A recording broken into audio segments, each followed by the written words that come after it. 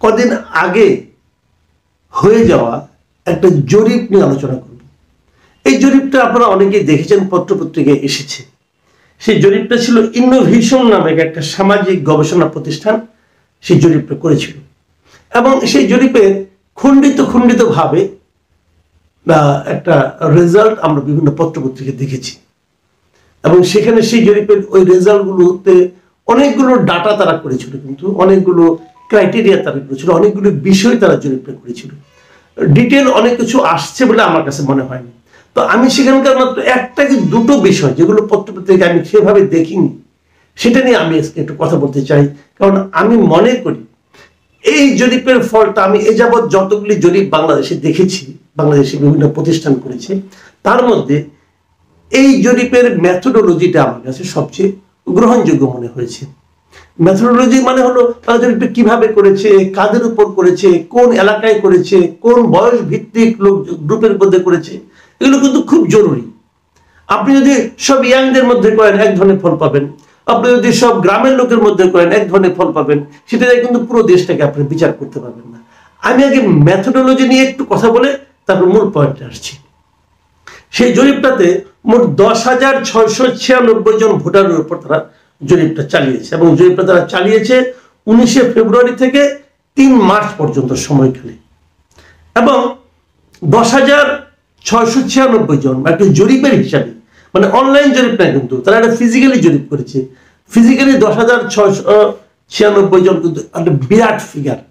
সাধারণত এত লোকের উপর জরিপ করা হয় না, তারা করেছে। আমি তাদেরকে শুরুতে ধন্যবাদ দিয়ে নিচ্ছি। এবং সেই জরিপে সবচেয়ে ইন্টারেস্টিং হলো তারা 8টা বিভাগের 64টি জেলায় জরিপটা করছে, মানে এক জায়গায় করেনি, সব এলাকাতে করেছে। এবং 71% তার মধ্যে ছিল গ্রামীণ জনপদের লোক, এবং 29% ছিল শহুরে জনপদের লোক। আর পুরুষ ছিল 55%, নারী ছিল 45%। মানে খুবই আইডিয়াল একটা সিস্টেমের উপর তারা জরিপটা করেছে। এখন আমি আসলে যে প্রসঙ্গটা নিয়ে কথা বলতে চাই সেটা হলো বয়স ভিত্তিক, মানে কোন বয়সের ছেলে মেয়েদের উপর, কোন বয়সের নারী পুরুষের উপর, তাদের চিন্তার উপর, তাদের চিন্তা থেকে আমরা কি দেখতে পাই, তারা কোন ধরনের দলকে পছন্দ করে। সেখানে হলো তারা যারা জরিপগুলি করেছে তাদের মধ্যে 18 থেকে 28 বছর, যাদেরকে আমরা জেন জি বলি, এখন জেন জি দিয়ে কথাটা কিন্তু খুব চলে, ইয়াং জেনারেশন, তাদের সংখ্যা ছিল সবচেয়ে বেশি জরিপে। তাদের সংখ্যা ছিল 36%। এবং 29 থেকে 44 বছর লোকের সংখ্যা ছিল 34%। 45 থেকে 60 বছর বয়স্ক লোকের সংখ্যা ছিল 18%, এবং 60-এর বেশি বয়সী লোকের সংখ্যা ছিল 12%। সেখানে তারা বলছে, প্রশ্ন ছিল অনেকগুলো, যেমন এখন নির্বাচন হলে কাকে ভোট দিবেন আপনারা বলেছে। এবং সেখানে হিসাবটা আমি ছোট্ট করে বলে নিই, এটাও আমার মূল বিষয় না, আমার মূল বিষয় একটু পরে আসবে। ভোটের হিসেবে দেখা গেছে তারা যে জরিপে পেয়েছে যে এখন যদি ভোট হয় তাহলে 41%, 41.7% লোক ভোট দিবে বিএনপিকে, 31.6% ভোট দিবে জামাতে ইসলামকে, 13.9% লোক ভোট দিবে আওয়ামী লীগকে, ছাত্রদের নতুন রাজনৈতিক দলকে ভোট দিবে 5.1%, ইসলামী আন্দোলন পাবে 2.6%, জাতীয় পার্টি পাবে 1%, গণ অধিকার পরিষদ পাবে 0.5%, গণসংহতি আন্দোলন পাবে 0.2%, অন্যান্য সব দল মিলে পাবে 3.3%। তাহলে এখানে দেখা যাচ্ছে যে বিএনপি 41% ভোট পাবে সবচেয়ে বেশি। তার সঙ্গে দ্বিতীয় স্থানে থাকে জামাতে ইসলামের পার্থক্য হলো 10% ভোটের, 10% একটু বেশি, মানে তারা পাবে 31.6%। এখানে বোঝা যাচ্ছে বিএনপির অবস্থান ভালো। বিভিন্ন জেলাগুলির মধ্যে দেখা গেছে দুটো বিভাগে জামাতের অবস্থান ভালো, একটা রংপুর বিভাগ আর হলো খুলনা বিভাগ। ঠিক আছে, এটাও আমার মূল বিষয়। এখন আমি মূল পয়েন্টে আসি। দেখুন, তরুণ ছাত্রদের নতুন দলটা জাতীয় নাগরিক পার্টি, এটা কিন্তু ইয়াং পিপল বেসড একটা সংগঠন। তো আমি না এই জরিপের ফলটা দেখে আমি একটু বিস্মিত হয়েছি। আমি ভেবেছিলাম যে ইয়াং জেনারেশনের লোকজন বোধ হয় এই নতুন দলের প্রতি বেশি আকৃষ্ট হবে, কিন্তু আনফরচুনেটলি তা নয়। তাদের জরিপের রেজাল্টে বলছে এই 18 থেকে 28 বছর বয়স্ক, যাদেরকে জেনারেশন জি বলা হচ্ছে, জেড বলা হচ্ছে, তাদের মধ্যে জনপ্রিয়তার দিক দিয়ে সবচেয়ে বেশি আছে বিএনপি। এই জেনজির যারা এই সদস্য, তারাও 35.5% লোক বিএনপিকে ভোট দিতে চায়। বিএনপির সব মিলিয়ে ভোট কিন্তু ছিল 41.7%। সেখান থেকে একটু কমেছে, অনেক কমেছে, প্রায় আপনার 6% ভোট কমে গেছে এখানে, কিন্তু কমে সেটা হয়েছে 35.5% জেনজির মধ্যে। আর জেনজি থেকে 34.2% তারা দিয়ে যাচ্ছে জামাতকে। এখানে জামাতের সঙ্গে বিএনপির পার্থক্য খুবই কম, একদম কাছাকাছি। আর জেনজির ছেলে মেয়েদের মধ্যে তৃতীয় স্থানে আছে আওয়ামী লীগ। তারা আওয়ামী লীগকে ভোট দিবে 11.3%। আর ছাত্রদের নতুন পার্টিকে ভোট দিবে 10.1%। তার মানে ছাত্রদের দল, তরুণদের দল, তরুণদের কাছেও সবচেয়ে জনপ্রিয় দল নয়। এটাই হচ্ছে আমার মানে মূল বক্তব্য, যেটা যে আলোচনা আমি করতে যাচ্ছিলাম। এটা দেখে আমি একটু বিস্মিত হয়েছি। কিন্তু আমি তো ভেবেছিলাম তরুণরা বোধহয় একচেটিয়া এই দলটাকে ভোট দেবে। না, তারা দিচ্ছে না। তারা ভাবছে না, তারা ভাবছে না যে এই দলটা তাদেরকে একটা ভালো জায়গায় নিয়ে যাবে। বরঞ্চ তরুণদের মধ্যে ওই একই ক্রমটা উল্লেখ আছে। ভোটের সংখ্যাটা একটু হেরফের হয়েছে, কিন্তু ক্রমটা একই আছে। ওখানেও বিএনপি 1 নম্বরে ছিল 41% ভোট পেয়ে, এখানেও কিন্তু বিএনপি 1 নম্বর আছে। বরঞ্চ এখানে আমি দেখলাম যে জামাতের ভোট একটু বেড়েছে।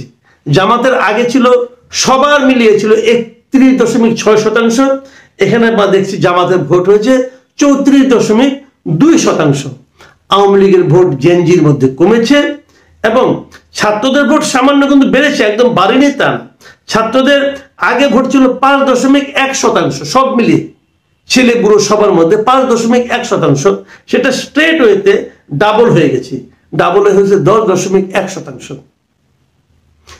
তার মানে নতুন যে দলটা, সেই দলে তরুণদের সমর্থন একটু অনেকটাই বেড়েছে। সব মিলিয়ে যার সমর্থন আছে তার দ্বিগুণ হয়ে গেছে। কিন্তু তারপরও তারা কিন্তু আওয়ামী লীগের চেয়েও কম। যে আওয়ামী লীগকে আপনারা বাতিল করে দিচ্ছেন, যে আওয়ামী লীগকে আপনারা মানুষের অনেক জেনজির প্রতিনিধি হিসাবে যিনি উপদেষ্টা পরিষদে আছেন, তিনি দিয়ে উড়িয়ে দিচ্ছেন কি আসিফ মাহমুদ, সজীব ভুইয়া। কিন্তু সে আওয়ামী লীগ নিশ্চিহ্ন আপনি কিভাবে করবেন? কারণ আপনার যে সমর্থন আছে, কাদের মধ্যে? তরুণদের মধ্যে আপনার যা সমর্থন আছে, সেই তরুণদের মধ্যে আপনাদের চেয়ে বেশি লোক সমর্থন করে আওয়ামী লীগকে। আপনি কিভাবে বাতিল করে দেবেন আওয়ামী লীগকে? পারবেন না তো। চেষ্টা করলে আপনার শ্রম যাবে, ব্যর্থ হবেন। আপনি তো তরুণদেরকে এখনো প্রভাবিত করতে পারেন নাই।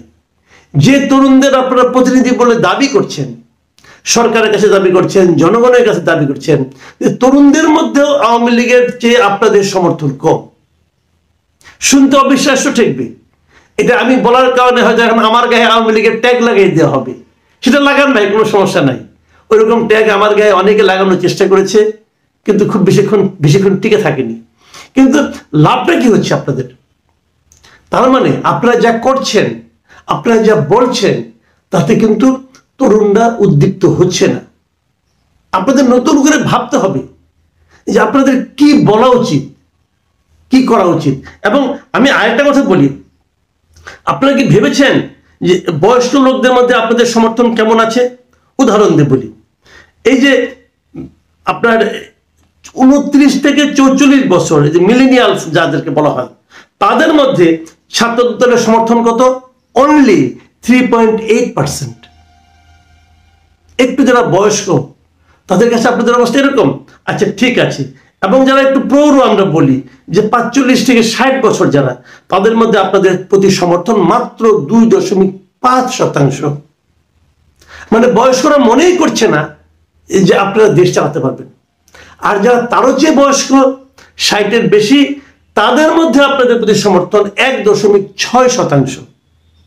মানে তারা তো আরো মনে করছে না যে আপনারা কিছু করতে পারবেন। তাহলে কেমনে হবে ভাই? কেবলমাত্র সরকারের সমর্থন নিয়ে আপনারা কতদূর অগ্রসর হবেন? আপনারা কিংস পার্টি বলে মন খারাপ করেন। মন খারাপ করেন না, কারণ কিংস পার্টি থাকলে আপনি যা কিছু ভোট পেতে পারেন, অন্য কোনোভাবে পাবেন না। আপনাদের রাজনীতিতে চেঞ্জ আনতে হবে। আপনাদের রাজনৈতিক নেতৃবৃন্দ, আপনাদের এরকম যে একটা বাতিল করে দেওয়ার রাজনীতি আপনারা করেন, অমুককে বাতিল করে দেবো, অমুককে বাদ দিয়ে দেবো, অমুককে দেশ থেকে বের করে দেবো, অমুকের বিচার না করলে ইলেকশন করবো না, এই যে যেগুলি বলেন না, এগুলি মানুষ ভয় পায় এগুলি শুনে। মানুষকে নিজের আস্থায় নিতে হবে। আপনি তো আপনার তরুণ সমাজকে আস্থায় এখনো নিতে পারেননি। কাজে আরেকটা জিনিস, আপনাদের আচরণে কিছু চেঞ্জ আনতে হবে। আপনাদের আচরণ দেখে বাচ্চারা, তরুণরা উৎসাহী হচ্ছে না। তারা হয়তো ভাবছে যে এরা সুযোগ পেয়ে অনেক কিছু করছে, ক্ষমতায় গেলে আরো অনেক কিছু করবে। কি ভাবছেন আপনারা ভাবুন, আমি আমার ভাবনার কথা বললাম। কাজে আমার মনে হয়, আমি অনুরোধ করব, নতুন করে ভাবুন, এখান থেকে শিক্ষা নিন, এটাকে বাতিল করে দেবেন। আমি জানি এটা শুনলে পরে ওই আপনাদের দলের লোকজন বলবে ধুর, এটা কোনো মূল্য নাই, এই জরিপের কি দাম আছে? কিন্তু দাম আছে, দাম দিতে হবে। দাম না দিলে নিজেরাই ঠকবেন। প্রিয় দর্শক, আমিও বলছি এটা জরিপ, এটা কিন্তু প্রকৃত চিত্র হয়তো বা না, কিন্তু যারা ভোটটা দিয়েছেন, যারা জরিপে অংশ নিয়েছেন, তাদের মূল্যকেও একেবারে উড়িয়ে দিন না। মানুষ এভাবে ভাবছে। এখন এ পর্যন্তই। আল্লাহ হাফেজ।